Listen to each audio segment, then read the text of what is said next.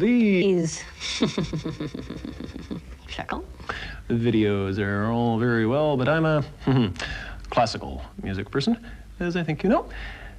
That's why I love to watch the better class of TV ads, the one that use real music.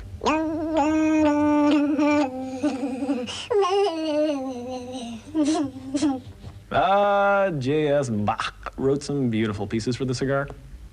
And how about...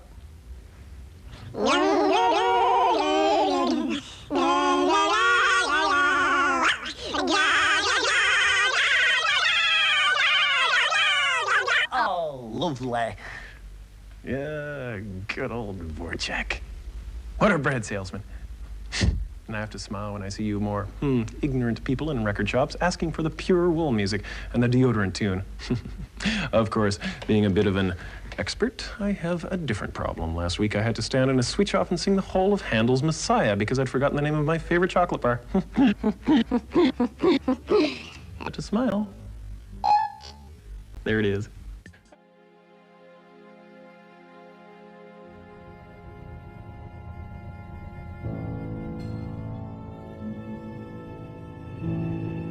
A great tactician creates plans. A good tactician recognizes the soundness of a plan presented to him. A fair tactician must see the plan succeed before offering approval. Those with no tactical ability at all may never understand or accept it. Nor will such people understand or accept the tactician. To those without that ability, those who possess it are a mystery. And when a mind is too deficient in understanding, the resulting gap is often filled with resentment.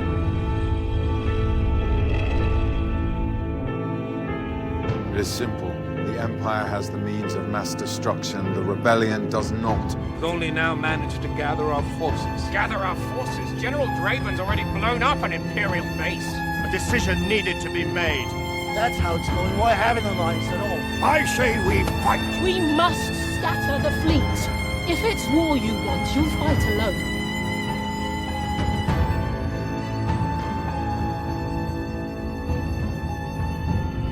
Military leadership is a journey, not a destination.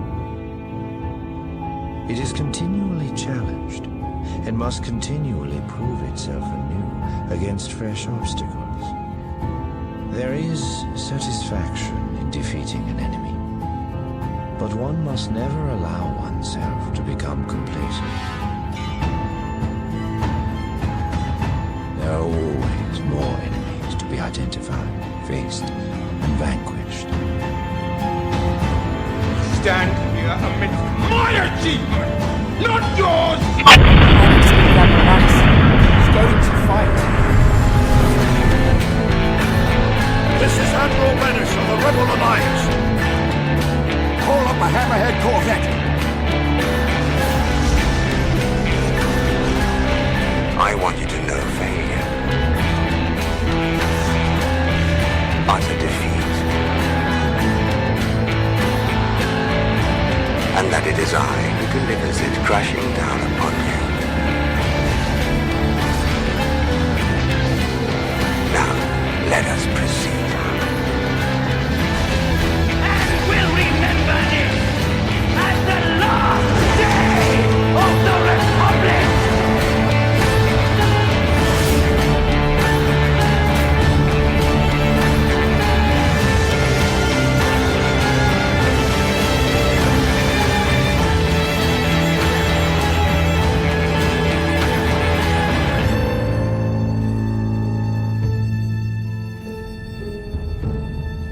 Once certain levels have been reached, there is no need to prove leadership or competence. A person with such power is accustomed to having every word carefully considered, and every whim treated as an order. And all who recognize that power know to bow to it. A few have the courage or the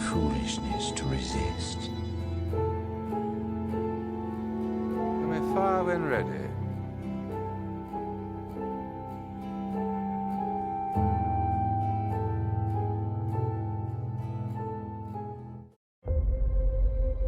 All warriors understand the need to face and defeat the enemy. Both aspects of the task can be challenging.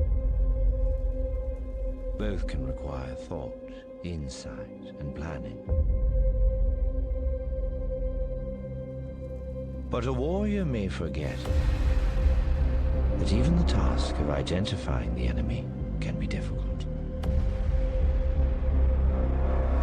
And the cost of that failure can lead to catastrophe.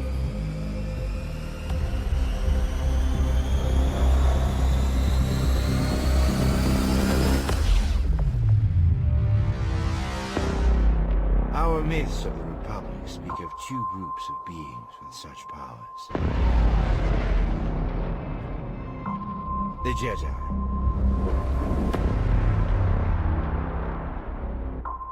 And the Sith. But the Sith are reputed to be clever and capable warriors.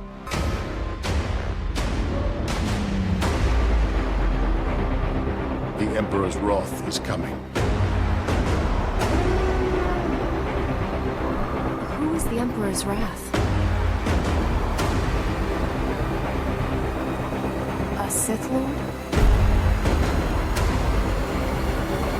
Ghost. Wrath incarnate. Even the Dark Council feels it. I will be punished for my crimes. How do you wish to die?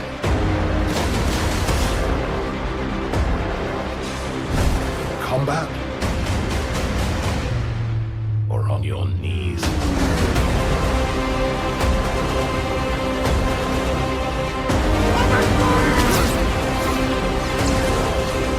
I must admit,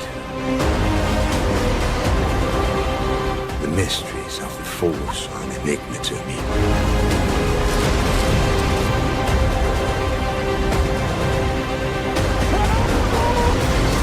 But for all those abilities, all the power, the Jedi lacked the vision for how to wield it.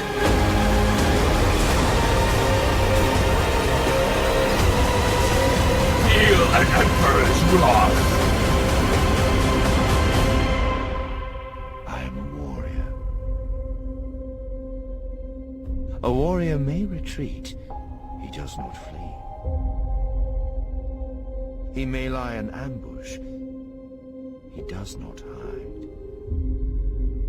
He may experience victory or defeat. He does not cease to serve. Da da da. Da da da. Straight jacket. Straight jacket. Well, I have a request from a YouTube viewer who happens to share an interest in the comic character Thanos. Now this character emulates the personification of the perfect bad guy. He has his own sense of morality and honor, a code which he does not break easily. He is not just a conqueror of armies, nations, or kingdoms. This guy is a conqueror of worlds. Entire species have been laid out before him on Ben-Ni Hor, so his legend says. I do have to say, however, that I did not like the major differences between the comic character and the movie scripted version. They cut out one of the major characters who was vital to the entire storyline, Adam Warlock. In fact, they completely cut his entire role out of the story. However, this video is about Thanos, not Adam Warlock. Thanos was a Titan. Not the Greek god's forefathers, but a being who came from one of the moons of Saturn called Titan. On his world, he was an outcast, a conqueror bent on violence and death. His people were peaceful for the most part. His lust for conflict earned him the title, the Mad Titan. His life ambition was about power, and his drive that justified his quest for power was death, specifically the death of half the lives of all he conquered.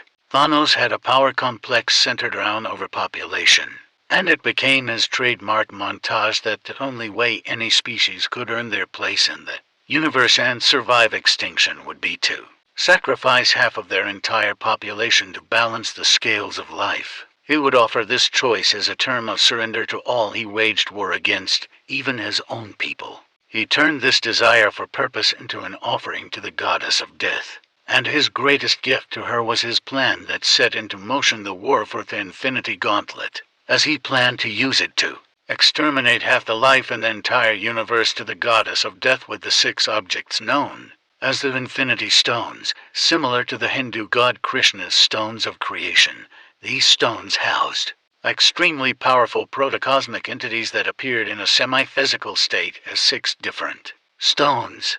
Each stone held a specific power and control over metaphysical concepts of the universe's foundations, being that of time, space, mind, soul, power, and other. These stones resemble some of the mystical culture's ancient artifacts known as the Agdod stones or the stones of creation, and many other names across many other cultures. The Philosopher's Stone being one of them. This entire comic series, now that I look at it, leans heavily on many cultures and religions from around the world. Even the character Thanos, his entire background story is like a written interpretation of the Greek god Thanatos, the Titan god of death and destruction. As being one of those whose bloodline runs along this family line, Thanatos would technically be a great-great-great 8 times great-uncle. I think if I understand it all correctly, I am a descendant of Phobos, who was the half-brother of Hypnos and Thanatos. They all were connected by their father, Horus. I will explain a factor that I think has been forgotten in our age. The Greek gods, who, yes, were real figures. Men and women who were born imbued with the elemental forces through a process of conception during planetary alignments and seasonal equinoxes and solstices that fell on nights of lunar and solar eclipses. Through precise measurements and exact positioning, a man, being of this lineage's descent, and woman, being not related to any of them and completely mortal, would conceive a child during this astrological event. Through gemstones associated to those planets aligned, the energy channeled into the woman's womb upon conception would align the energy imbued with the child as it develops into its fetal stage. When the child is born, the child will have the natural born power and empathic connection to that element by which it was imbued with during the alignment. Each planet is associated to a specific elemental force and thus would be an Olympian Greek god of that force, charged with the protection against those who would seek to destroy or threaten that element. So when trying to figure out the lineage of the descendants of these gods, the child, who is born not of that process but of the union of 2 individuals who are of this process, they would put the child through a series of tests or labors, as they called them, to see what power the child had a natural born connection to and associate their lineage by comparison. For example, my natural abilities are that of time and kinetic energy or lightning, but I also have shown a strong skill that aligns with fear, as I can control my dreams by will and the dreams of others, usually emulating their unspoken fears when I am against an opponent. I also have the natural skill like that of the Irish legend of Siu Chuline, as in when I'm greatly angered or in a physical conflict I grow by about a foot in overall size. A trait that is apparent in all Titans, I understand. My guess at this involves the origin and source of all their powers and traits, considering I am an angel, as were their ancient ancestors, who were the watchers and principalities, that the more great works I do on behalf of my Maker's best interests, selflessly, brings my angelic lineage out more and more, allowing me to adapt their skills if needed. That's my guess towards that subject. Also considering that I am one of the matriarchs of their lineage. As you can see from the explanation that I was one of those who first designed its concept, so my angelic side is a bit stronger than most, as you can tell. But back to the topic. Through the association, here we can see that Thanos and his background were conceived and inspired by the details of Thanatos, as he is the personification of death and destruction, and Thanos' life is like a manifested concept of death and destruction. He has his share of enemies such as Deadpool, Silver Surfer, Adam Warlock, and Galactus, as well as the Watcher and the Celestial, Eternity. The Silver Surfer has been Thanos' enemy for a long time, because of his association to Galactus as his herald. Galactus and Thanos are enemies because Galactus tried to destroy his homeworld at one point, and Eternity and Thanos are enemies for the same reason, except I think Eternity succeeded and destroyed the homeworld of the Titans, to which Thanos then restored it after he began gathering the Infinity Stones. Adam Warlock and Thanos are enemies because it was Adam Warlock who saved some of the heroes from Thanos' goal of ending half of all life in the universe by pulling Doctor Strange, Spider-Man, Thor, the Hulk, Vision, Captain America, and Silver Surfer into an alternate universe, while they were teleporting, that was created by the Infinity Soul Stone, which had also created Adam Warlock. As long as Adam Warlock lived, then Thanos knew he would never fully control all 6 stones, as Adam Warlock had a connection to the Soul Stone. Once Adam Warlock explained what was going on and why they ended up there, they exited the alternate universe to find that the Silver Surfer had disappeared and that every single hero in the Marvel universe was dead, and their graves were all lined up one after the other. Silver Surfer had become the slave of Thanos, and the goddess of death and Mephisto were the only ones standing free. Even the Celestials' remains were floating in the space above Thanos' throne. Now not too many know about this next part, so pay attention. All this was the tribute offering to the goddess of death, but she rejected his offerings and had actually chosen to give her affection and attention to someone else who had problems being able to stay dead. Yep, you guessed it. Deadpool. Thanos was so furious that he and Deadpool briefly battled, but then Adam Warlock and the surviving heroes launched their attack on Thanos, and he had to concentrate his efforts on them. A short struggle, and in the end Adam Warlock took the Infinity Gauntlet from Thanos, and with the snap of his finger everything went back to normal, leaving everyone confused and worried about the Infinity Stones now in the hands of a new character no one knew anything about, and he had vanished.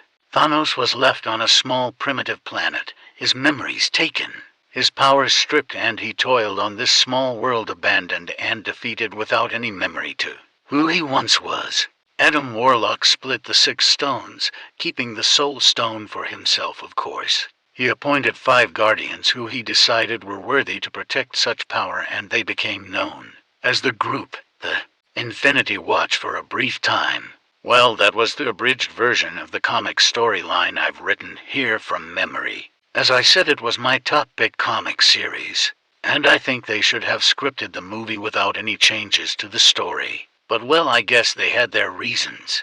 I hope this was more than you thought it would be. Rossi. Good night, and God bless the midget pygmy headhunters in New Guinea. That reference was from Blackbird to them with a message that reads, quote, "Fuck off," end quote. Hi. If you want to feel safer in your car, the most popular method is to buy a St. Christopher winning smile. But why not? And what most People like to do is hang it in their windscreen. This Is a good idea because it swings around and distracts you on long journeys, so you may soon find out if it works. And if you think that's A warrior's end requires a worthy foe. To die in battle, dragging many foes into the void. That is a good ending. The path to power. The path neither Jedi nor Sith. May the Force be with you. May it make you strong.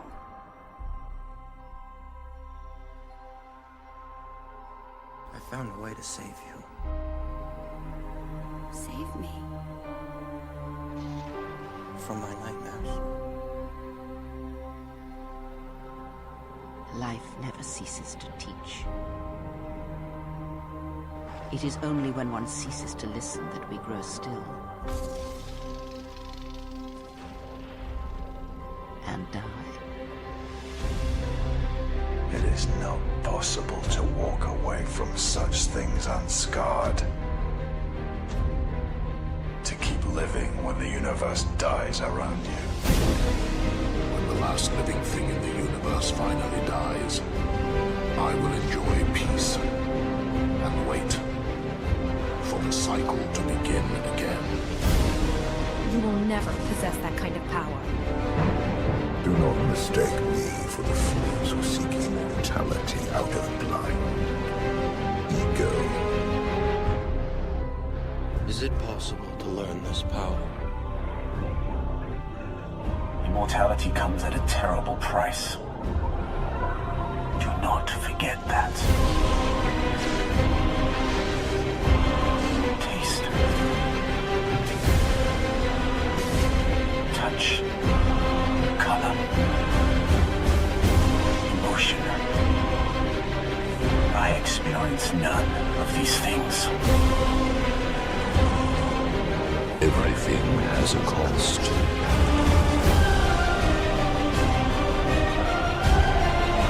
This is the price of immortality.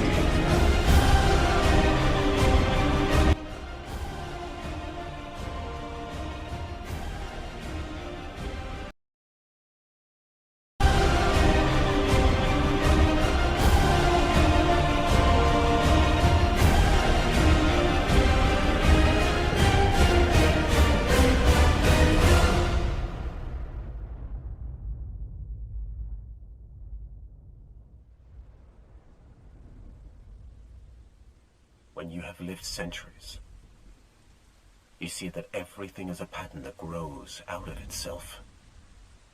Sometimes you can no longer see the trees, only the roots. It is the smallest part of the price of immortality.